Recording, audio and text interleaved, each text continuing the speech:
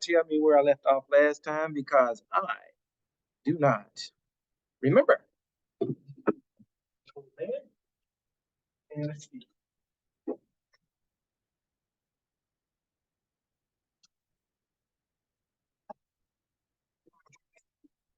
Okay, I know I did this. Wait, did I do it? No, I didn't.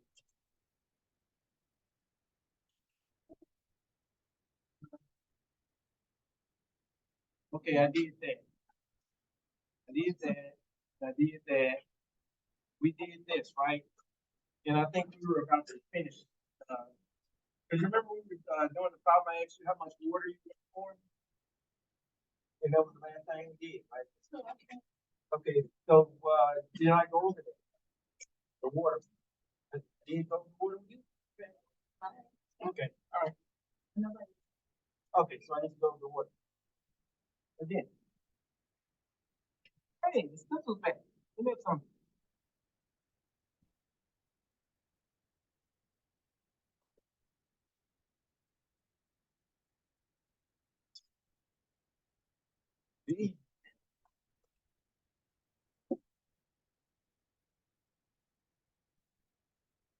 Okay, all right. So taking my trusty calculator. Let me see if I can do this.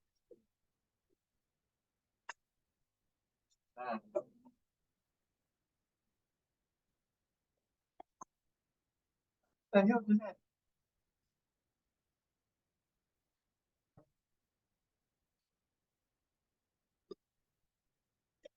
on screen?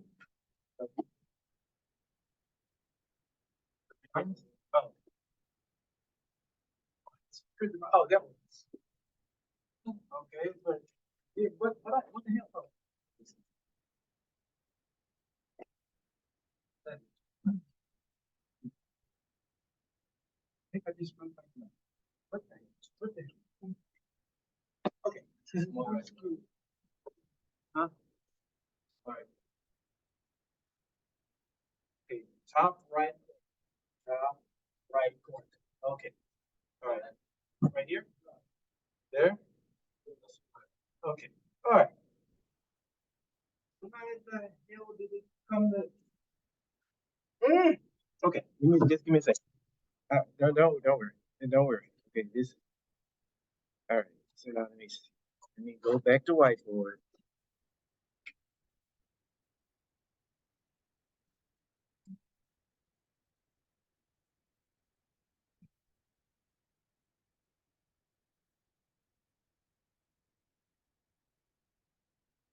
Okay.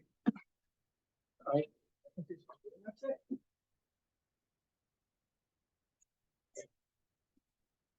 Okay. Yeah, but guys, what I'm saying, you see all of this unnecessary stuff right there? There's a way to remove that. You guys aren't helping me out very. Yeah, I see what I'm talking about.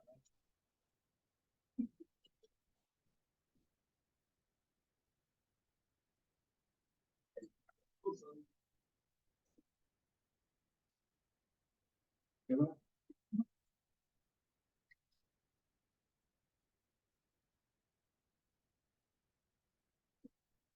it's just, I mean, it just feel like I don't have much to work with here. But yeah, okay, all right. So yeah, we wasted 12 more minutes last time. Okay, fine. All right. So I asked you guys to call. I asked you how much water did you pour. So of course, the first thing they gave you 8.32 grams of methane. All right. Now, before I asked you how much O2 do you need to react with that? Okay, you guys found that no problem. Then I asked you how much water is going to form. So of course, we're going to say 8.32 grams of CH4.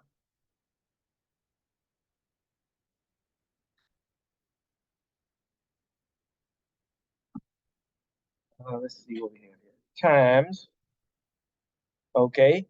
Uh, y'all see the molar mass of methane, right? And 16.04 grams is equal to 1 mole, right?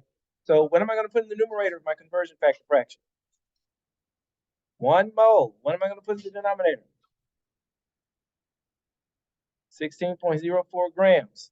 Okay, y'all want me to do this in one problem or three problems? Three. Okay.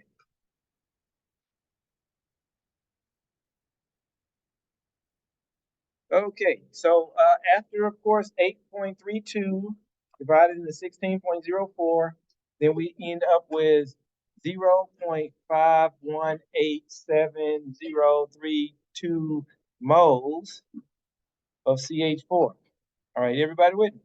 All right, so now that I've converted grams to moles, what time is it, class? It's stoichiometry time. Yay! 0.518703 moles of methane times, okay, now I want moles of water. Now, if we look at my reaction, for every one mole of methane, how many moles of water? Two. Now, wait a minute. So the stoichiometry is 1 to 2. But if you actually include your units, you know where to put the 1 and where to put the 2. Okay. All right. I know I want moles of methane to cancel out, and I want to get moles of water. Since the 2 is the stoichiometric coefficient of water, I'm going to put 2 moles of H2O for every 1 mole of CH4. All right. So it's not that big of a deal, right? All right, I'm going to end up with 0.518732 times 2. I end up with 1.037406 moles of H2O. All right, now, of course, I don't want moles of H2O, I want grams of H2O. And so I'm going to use the molar mass of, well, H2O. And of course, the molar mass of H2O is 18.02 grams is equal to 1 mole. So in my third problem, I'm going to say 1.037406 moles of H2O times. Now it's 18.02 grams is equal to 1 mole. Since I want grams, I'm going to put 18.02 grams in my numerator and 1 mole in my denominator. And of course, when I multiply 1.037406 times 18.02, I end up with 18.69406 grams of H2O. Now, of course, you want to report this to the correct number of significant digits. My given has 3 significant digits in it. All of my conversion factors has at least 4. So that means my answer is going to be good to 3 significant digits. So I'm going to round that 6 up to a what? 7. So I end up with 18.7 grams of H2O. So when I do this reaction, that's how much water I can expect to form. Okay? All right. That wasn't that bad, was it? And since most of you guys got that right, you know how to do it. Okay.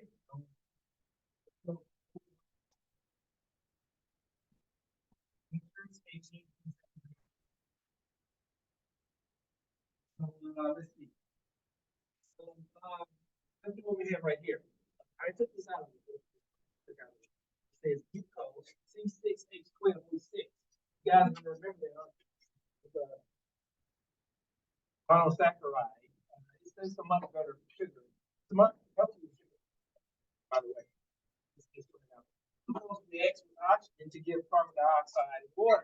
What mass of oxygen in grams is required to completely react with 25 grams of glucose? All right, so we're not going to worry about the mass of carbon dioxide and water. Well, because you guys can tell me how much oxygen, how many grams of oxygen are needed to react with glucose, you're not a good problem. Okay, all right. So guys, now this is a full-blown stoichiometry problem. I start off with grams. Okay, so yeah, let's go ahead and do this. All right. Okay.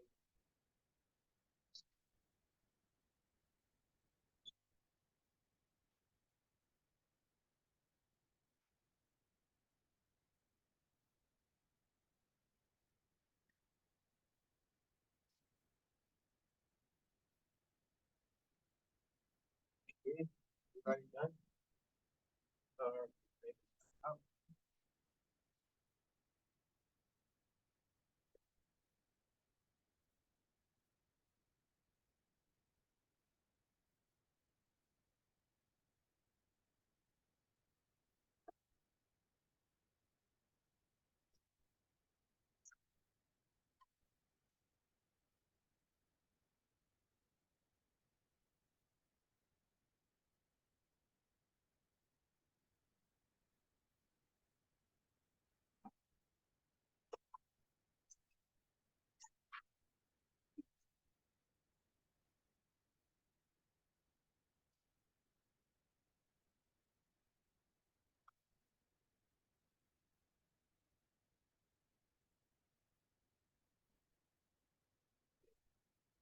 guys are striking me.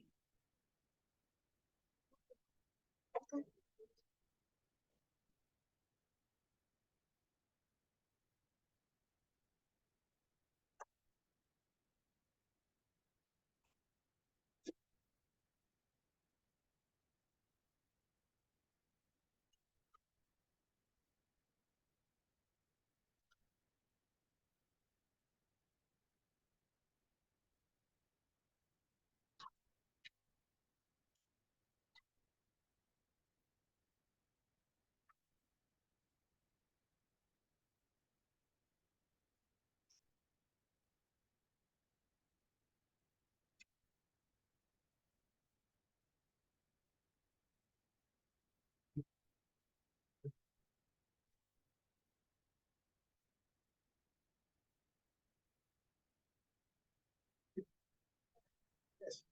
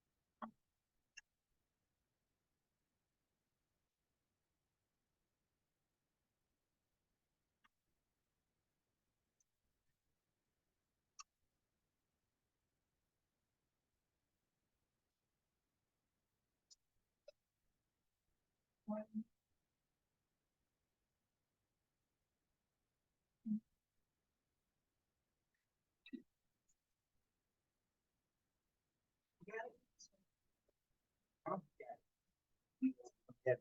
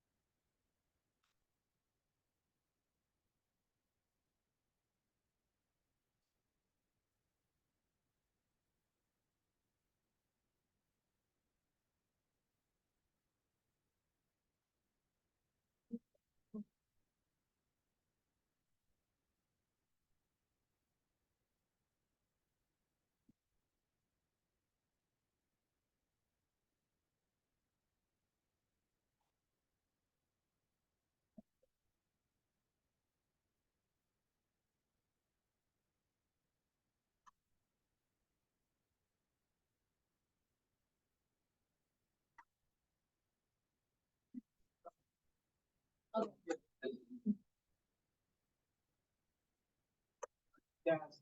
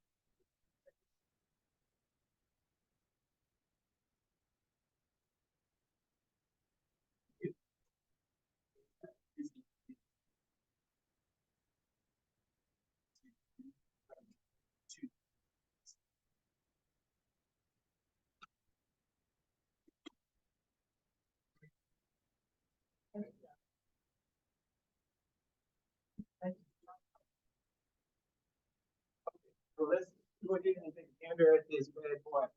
All right. It's almost done.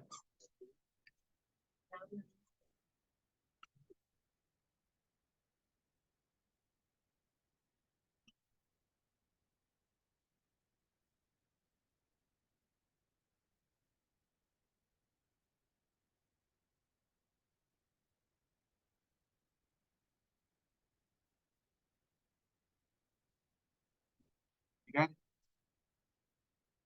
What's that look for? Come.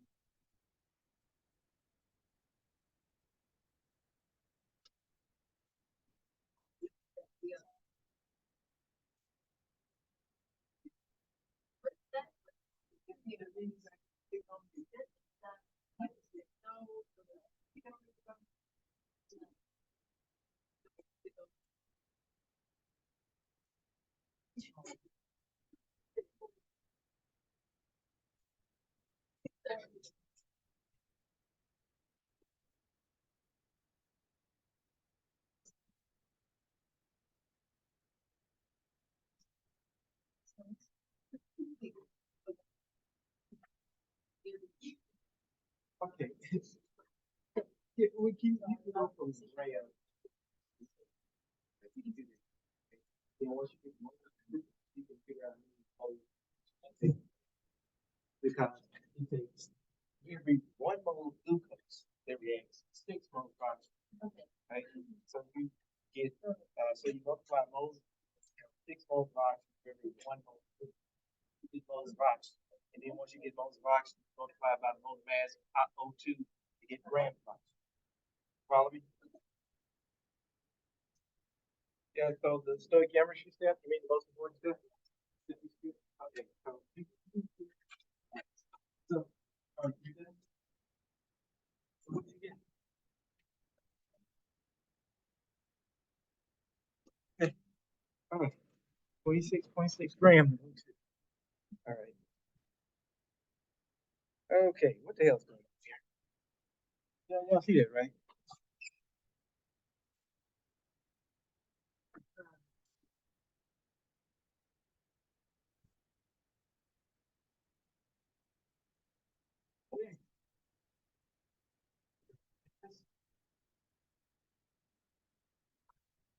Yes.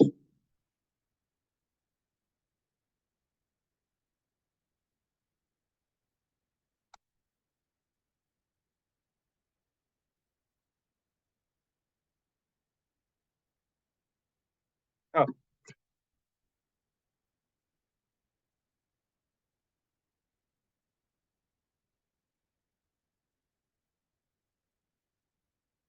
yeah, the online version of this program, Control V works, but I can't just hit post.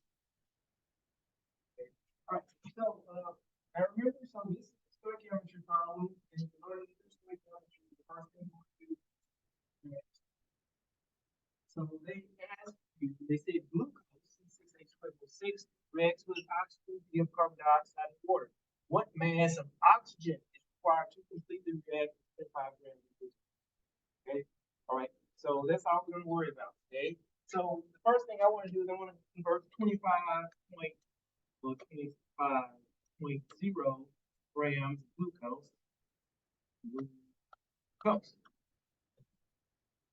to moles. Now I know the molar mass of glucose is 180.16.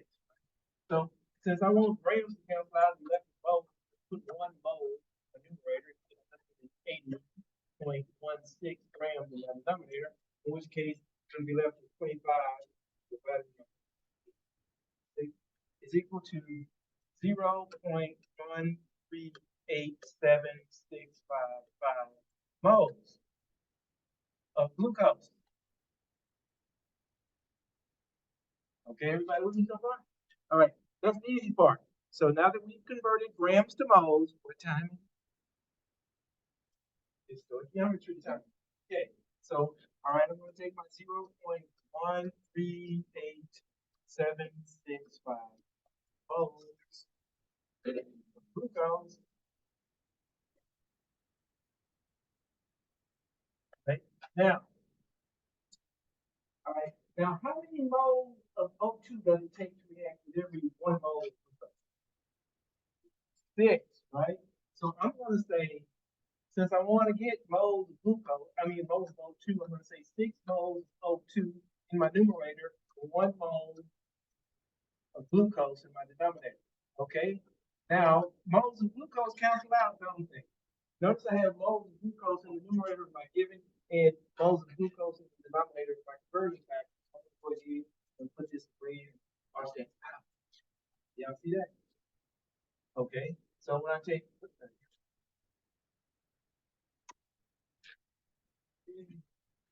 think I'll come over here.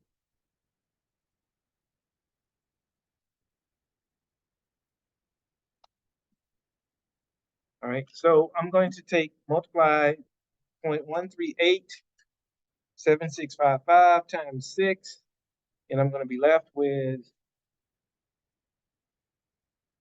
0.832593 moles of O2. Yay, y'all see that? Okay, but I don't want moles of O2. I want grams of O2. So note that the molar mass of O2 is 32.00 grams is equal to 1 mole. So I'm going to come over here and I'm going to say, well,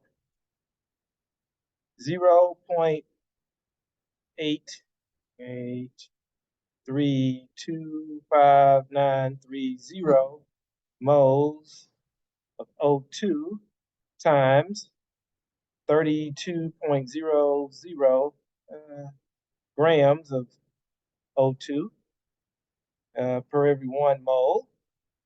Okay, moles, of course, cancel out, and I'm going to be left with 0.832593 times 32.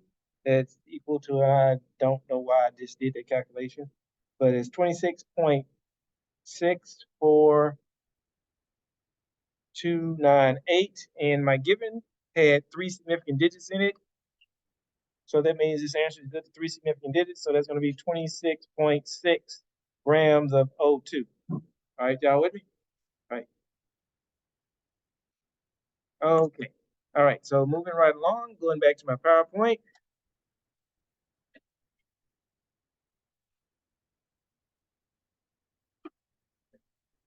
Why don't I make that smaller? Okay, so the answer was 26.6. And if you guys decide to find out how much carbon dioxide is formed or how much water is formed, you can do that because the answer is right there. And you can check to make sure you're badasses. Okay, so the goals of section 4.2 determine which reactant is in limited supply in a reaction involving several reactants. Okay, now, all right, so it's, all right, let's see, it's right here.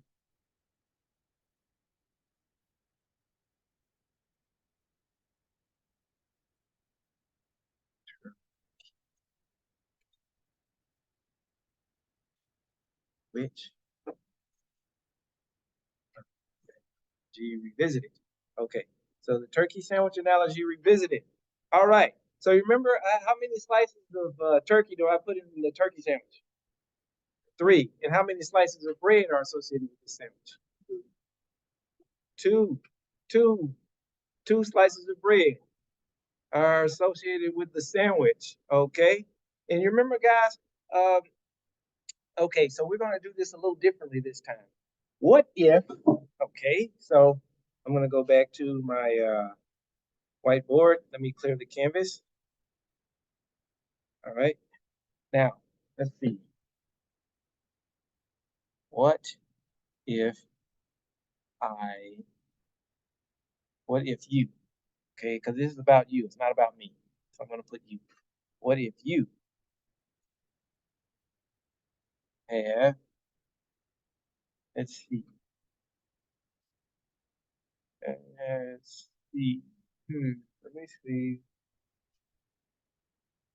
21 slices of turkey. Okay. So we have 21 slices of turkey. And we have 16 slices of bread. And I asked you, how many sandwiches? How many sandwiches can be made? And you would say what? 7. Okay. Is that consensus? Everybody says 7? So let's see. Now, based on the turkey, remember there are 3 slices of turkey for every sandwich. If you're going to eat 3 and I get 7. So the turkey would give you 7 sandwiches, and I have 16 slices of bread. 16 divided by 2 is 8. Okay. So what limits the amount of sandwiches you can make? The turkey or the bread? The turkey. The turkey limits the amount of sandwiches you can make. It's the limiting reagent. You guys follow that? Okay. The bread is an excess, so you're gonna have some bread left over, right? Yeah. I mean that's all we're saying. So when you do a limiting reagent problem, you have to do 2 stoichiometry problems and compare your answers. Whichever answer is smaller, that's the right answer. Y'all follow that? Okay. So do I need to show you how to do this, or you guys think you can do it by yourself? Should I do an example? Well, I want you guys to show off your badassness and do it yourselves. But yeah, I guess I'll.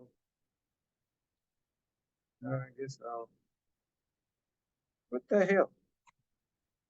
This is let me see. Okay. All right. I think I put this slide in the wrong place. Let me move this up right there. Okay. Which is the limiting reactant if we start with 50 grams of aluminum and 50 grams of oxygen? Wait, the hell, did I do something wrong? Okay. What is the theoretical yield? Okay, wait. Hold the hell up. Just give me a second here. And what the hell just happened? Okay. All right. So let me go ahead and copy this. Put it on the whiteboard. Clear canvas. Okay. Let's see, paste. And I just paste the wrong thing. Paste that. Okay.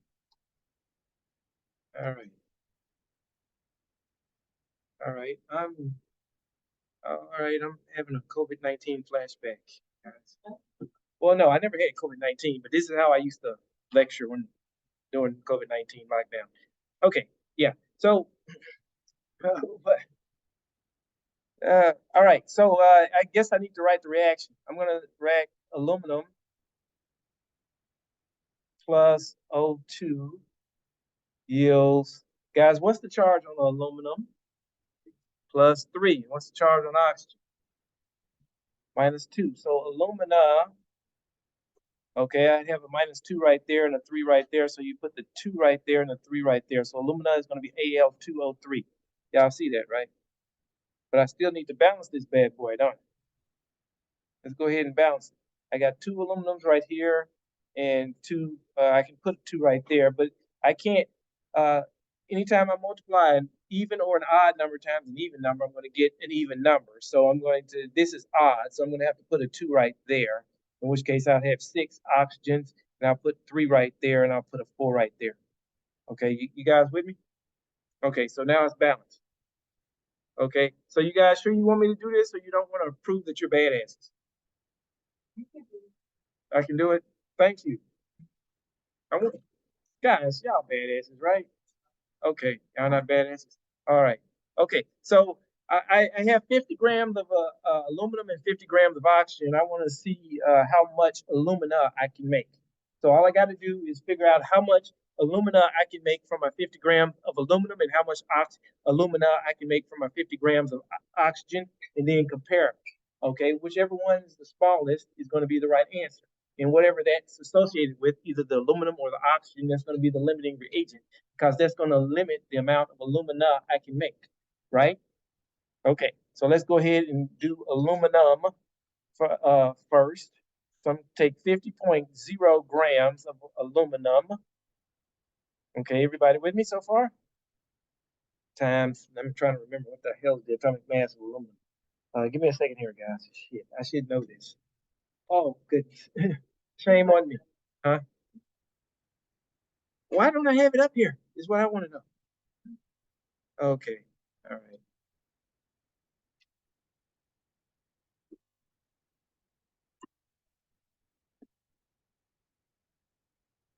What is the, I think it's 32.98. What is the atomic mass of aluminum? Oh, it's 26.98. Okay. Okay. So it's 26.98. So I'm going to say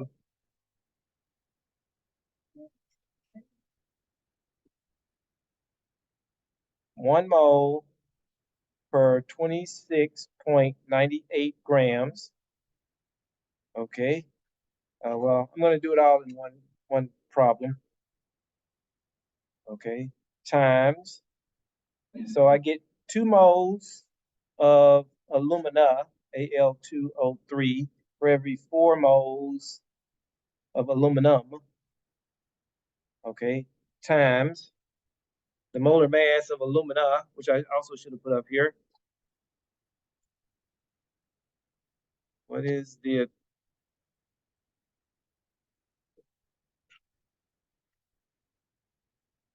mass of alumina?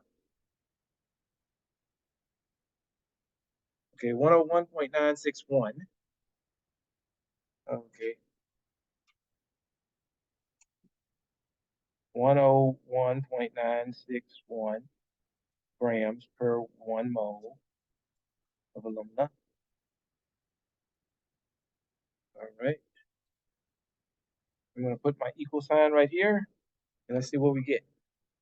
50.0 divided into 26.98 times 2 divided into 4 times 101.961. That's going to be, let's see, 94.47832 grams of aluminum. All right. So it's, now for oxygen, we're going to do the exact same thing. I'm going to take my 50 grams of oxygen, the O2, not O2, times 1 mole per every 32.00 grams, times, now, for every 3 moles of O2 that is consumed, I form 2 moles of alumina. Y'all see that, right?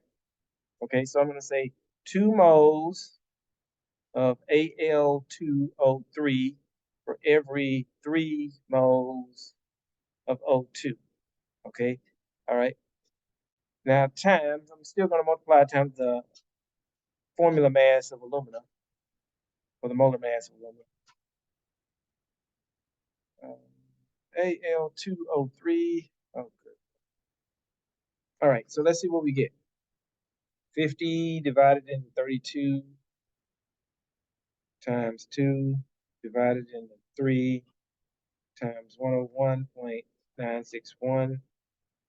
I came up with 106.2094 grams AL2O3. Let me do that again because make sure I put the numbers in on my calculator, right? Times 2 equals divided into 3 equals times 101.961 equals 106.2094. Okay, so I just did 2 stoichiometry problems. Which one of these numbers is smaller, 94.4 or 106? 94.4. So what's my memory rate? Aluminum. Y'all see how easy that was? Yeah. All you're doing is doing 2 stoichiometry problems. You're comparing numbers. Okay? All right. Now, sometimes when we set up a reaction, if it's something, let's say I have something expensive, then I have something cheap, and the stuff that's cheap, I can get rid of it with relative ease.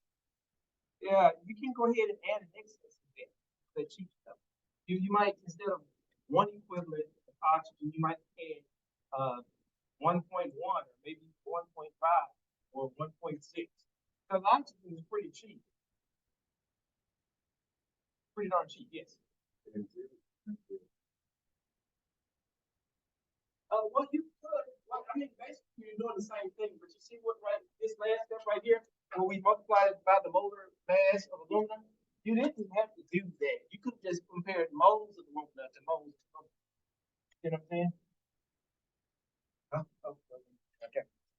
And you still would be ending up with less moles of aluminum.